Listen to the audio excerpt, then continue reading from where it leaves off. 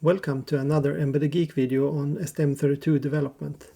In this part, I'll explain the startup process of Cortex-M microcontrollers in general and STM32 in particular. This video is inspired by an excellent blog series from Zero to Main, to which I have a link in the description below. In the previous two videos, we set up an open source toolchain and configured Visual Studio code for developing and debugging STM32 applications. So now we'll pick up where we left off. So let's go to the GitHub repository from the last video and clone this project as a starting point.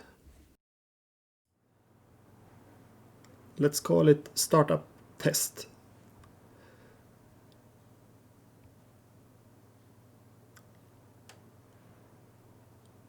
And as you see, we have a Git repository here already. So let's remove that and start from scratch. Then we'll open Visual Studio Code in this directory. Since we changed the name of the project, we also need to change the name for the output binary here in the make file. Let's call this startup test as well. We also need to tell the debugger the new name of the output binary, and that is configured in the launch configuration JSON file.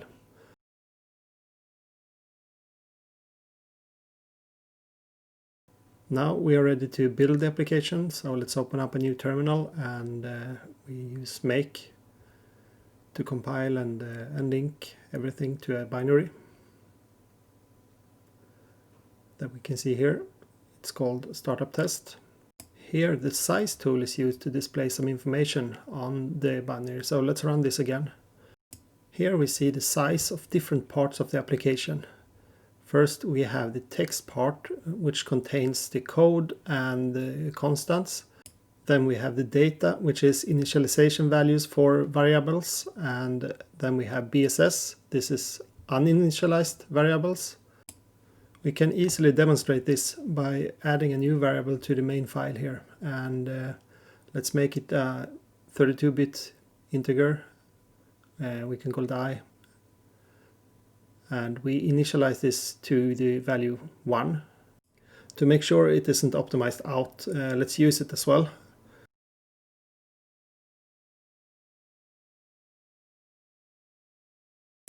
Then we can recompile again, and as you see, the data segment is increased by 4 bytes, or a 32-bit int.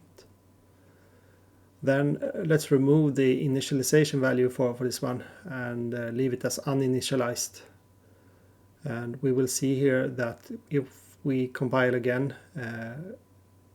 we lose 4 bytes here, but on the other hand, we gained 4 bytes in the BSS segment. Let's go ahead and replace the assembly startup file from STM32 with a little bit more understandable C version. So let's create a C file with the same name. Then we have to edit the make file to make sure that we build the C file instead of the assembler code.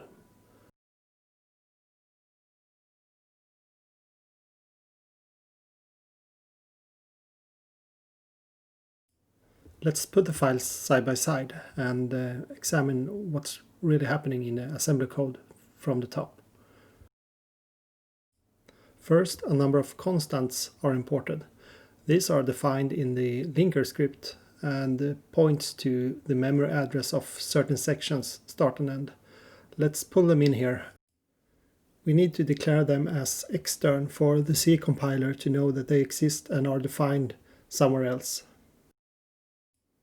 Since these are memory addresses in a 32-bit core, these have the data type unsigned int 32.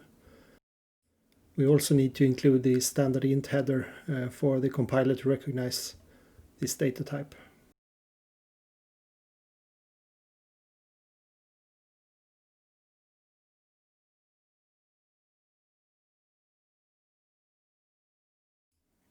Then let's define the reset handler that will be the real entry point into this application. This function will do all the preparations needed before jumping to your program's main function. The name of this function is not really important, since we will put a pointer to it down in the interrupt vector, but GCC will complain and give you a warning if there is no function named reset handler in your application. So let's just keep the name reset handler and avoid that warning. The first thing that happens here is that we are loading the end of stack or top of stack memory address to the stack pointer. And I don't really think this is necessary. It's easily verified. So if we just execute the program, even before this instruction is executed, we can see that the stack pointer here is loaded with the correct memory address.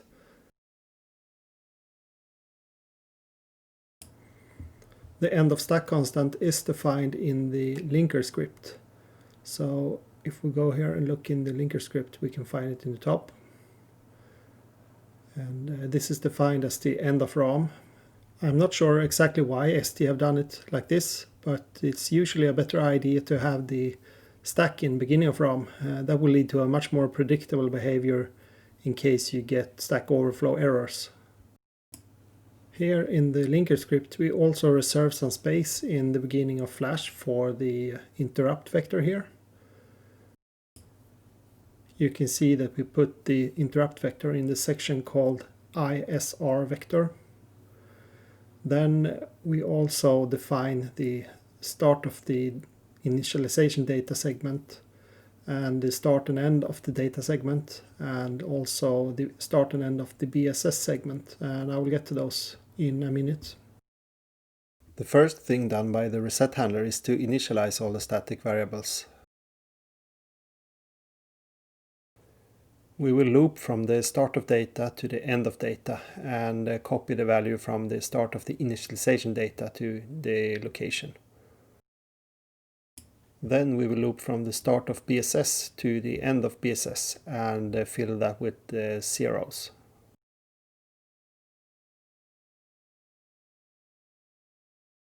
Let's wait with this for a bit and look at what is done after the variables is initialized. We will start by calling the system init function, which is defined by ST in the board support package. And to get access to that one, we need to include the header where this function is defined. If we go to the device files in the board support package, we can find this system header where system init is declared. Then let's call system init from our new reset handler.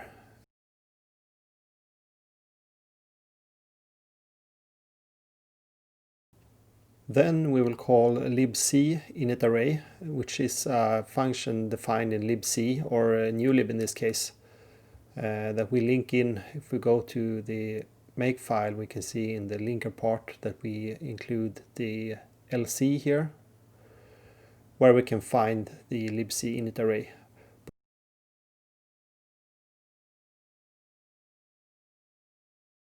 To let the compiler know that this function exists, we need to declare it as an extern and tell compiler not to care about where this is and that it will be linked in the final stage. This function will loop through a list of all statically declared C++ objects and execute their constructors before entering your main function. Then finally, let's call your main function, which is where you usually enter your own program. And this of course also have to be declared. At last, if your main program would return for some reason, we need to catch this with an endless while loop here in the end to make sure that we are not executing code outside of the function. Another way to solve this would be to perform a system reset or a similar action if your main function would return. Then let's go back to the variable initialization. Let's start by creating a pointer to the first 4 bytes of the initialization data. We can handle this as uint32 because these are aligned to 4-bit boundaries by the linker script. So we can copy them 4 bytes at a time, regardless of the data type of the actual data. Then let's create a target pointer of the same data type to the start of data address.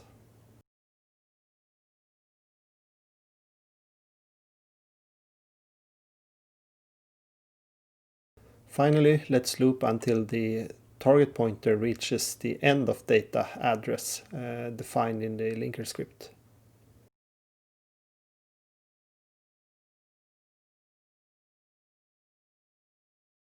In this loop, we just need to copy the data from the target pointer to the source pointer and advance both of them one step or one 4-byte address. This can be done by just using the ++ operator.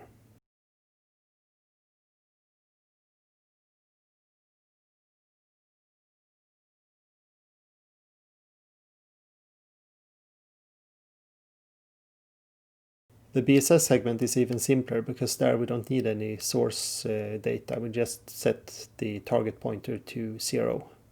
So let's define a pointer here as well with the address of the start of BSS segment, and then we loop until we reach the end of the BSS segment, exactly the same as above.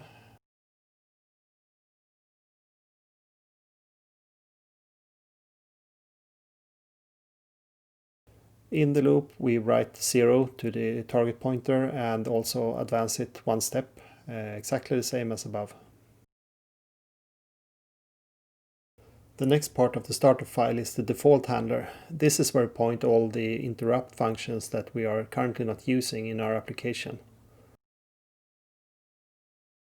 The default handler is very simple. This is just a function to catch any interrupts call that are currently not implemented. So here we will put just an endless while loop. The interrupt vector also points to a hard fault handler, and it's usually a good idea to separate this from the default handler. When debugging your program, you will then know if your program halted because of a hard fault or if there was an unimplemented interrupt that stopped your program. For now, let's just halt here with an endless loop, but here you could actually try to recover from any hard fault in some certain cases. A hard fault could happen, for example, when you divide by 0 or try to dereference a null pointer. Next step is to create the vector table, and this is a vector of function pointers that we store at the first address in Flash, and that's where we defined the section called ISR vector. To tell GCC that we would like to put an object in a specific section, we need to use an attribute. And in this case, we tell it just that the section is named .isr vector.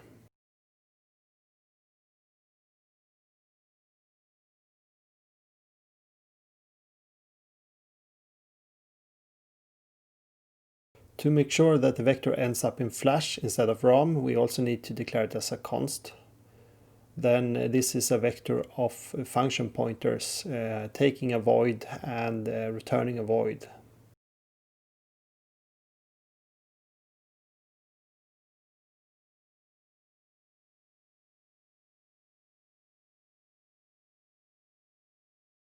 Since the first entry in the vector table is the top of stack address, we need to handle this a little bit special. We need to typecast this into the same data type as the rest of the table. So let's just explicitly say that the eStack variable is a function pointer as well, even though it's not.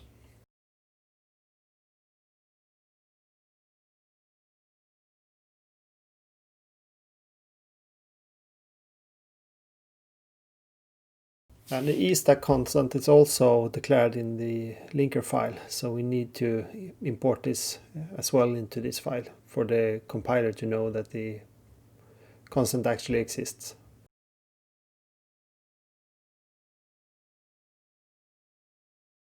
The next entry in the vector table is the reset handler, and the address of this is what will be loaded into the program counter on power on. So this is where the processor will start executing. All the remaining entries in the table is interrupt handlers, and to be able to enter them here, we all first need to define them. Let's copy them in and define them all as functions. This will be made as weak, which means that the linker will use them if there is no other function with the same name. In that case, the function defined here will be overwritten. Including the device header is an easy way to also get all the correct GCC headers included. Then we will find the definition of weak as well. Let's clean this up and point them all to the default handler for now.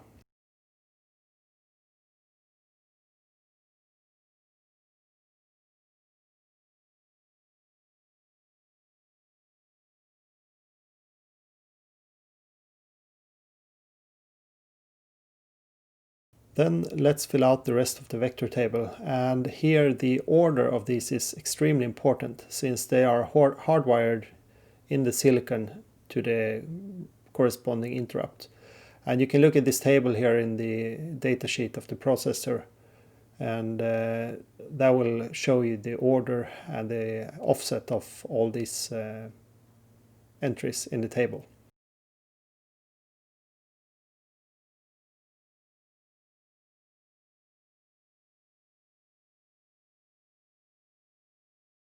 Then we'll clean this up as well to make it nice and tidy.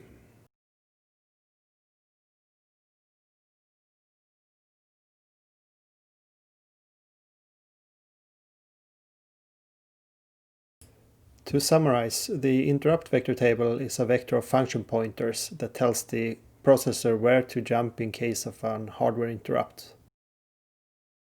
These are weakly defined placeholder functions for hardware interrupts until we select to define them in our applications instead and overwrite the weakly defined version in this file.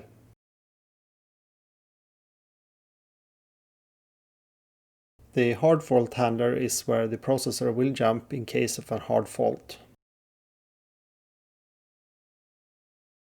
The default handler is where we direct unimplemented hardware interrupts.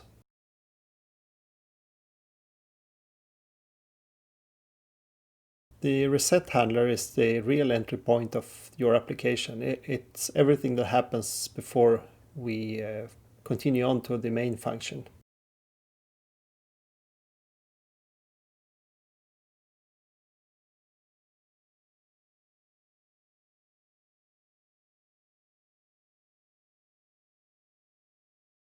All these constants are memory addresses defined by ST in the linker script, and here we import all them as externally defined constants.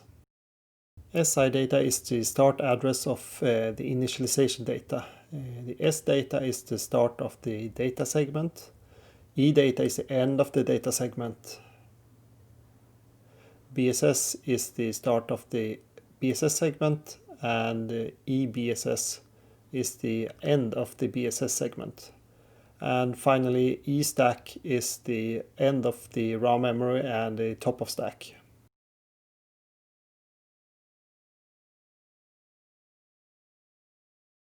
Then we have some externally defined functions. First, the init array from libc.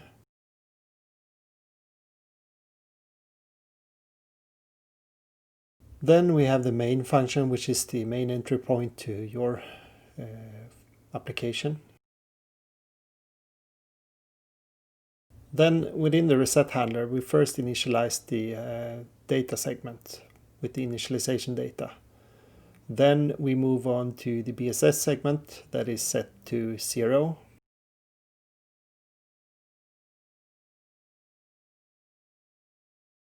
When everything is initialized, we run the system init from the ST board support package.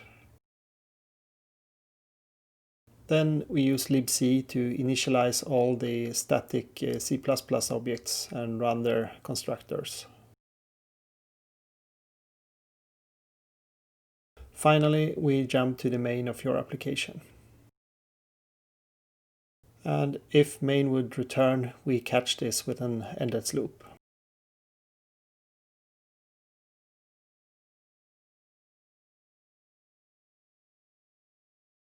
Let's try to compile this now.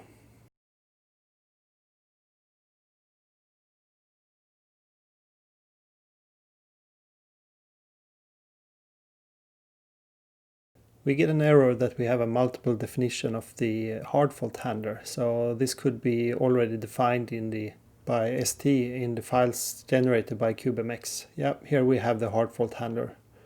And the easiest would be just to remove the one we have here in our startup file. Let's try to compile again, and now it worked.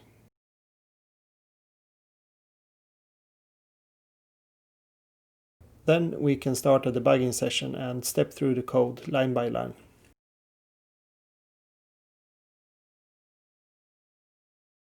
We see that we are actually stepping through our own file here and not the original assembly file.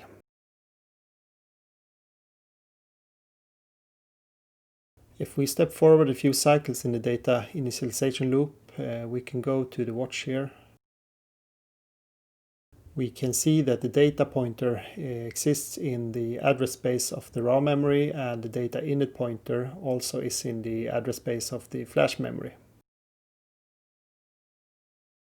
Let's jump ahead to the system init, which for this Cortex-M0 actually is empty.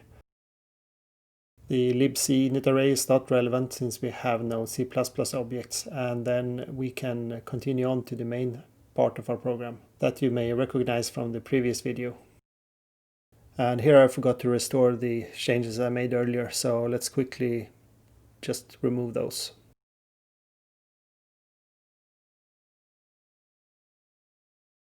And recompile the program.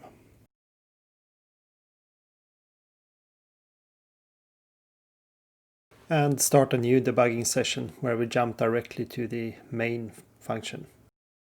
Here we will initialize the hardware abstraction layer, we will initialize some peripherals. Then we'll wait for a button press on which we'll send a hello world message to the serial port. Let's bring in a serial console to make sure that everything works. When I push the button now, we send the hello world message every 100 milliseconds as long as the button is pressed. This also tells us that our startup file actually works because this HAL delay function uses the SysTick interrupt behind the scenes. If we go to the CubeMX generated interrupt definitions and look for the SysTick interrupt, we can see here that we call the increase tick function in the hardware abstraction layer. That was all for this video. In the description below there will be a link to a GitHub repository containing all the code. Thank you for watching, and don't forget to subscribe.